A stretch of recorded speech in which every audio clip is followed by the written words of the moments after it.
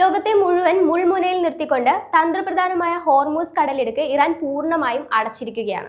ആഗോള എണ്ണ വ്യാപാരത്തിന്റെ സിര എന്നറിയപ്പെടുന്ന ഈ സമുദ്രപാത അടച്ചതോടെ അന്താരാഷ്ട്ര വിപണിയിൽ ക്രൂഡ് ഓയിൽ വില കുതിച്ചു കയറാൻ സാധ്യതയേറി.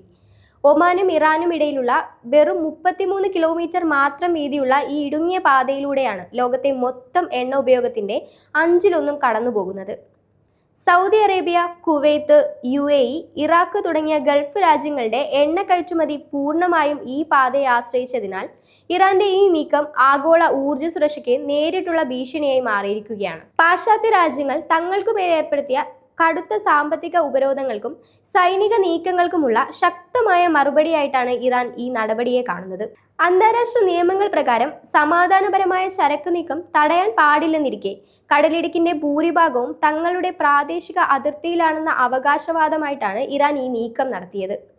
തങ്ങളുടെ നിലനിൽപ്പിനെ ബാധിക്കുന്ന തരത്തിലുള്ള ഇടപെടലുകൾ ഉണ്ടായാൽ ഈ പാതയുടെ നിയന്ത്രണം തങ്ങൾക്കായിരിക്കുമെന്ന ഇറാന്റെ മുൻകാല മുന്നറിയിപ്പുകൾ ഇപ്പോൾ യാഥാർത്ഥ്യമായിരിക്കുകയാണ്. ഭാരതം ഇറക്കുമതി ചെയ്യുന്ന ക്രൂഡ് ഓയിലിന്റെ 60% ഹോർമൂസ് കടലിടുക്ക് വഴിയാണ് എത്തുന്നത്.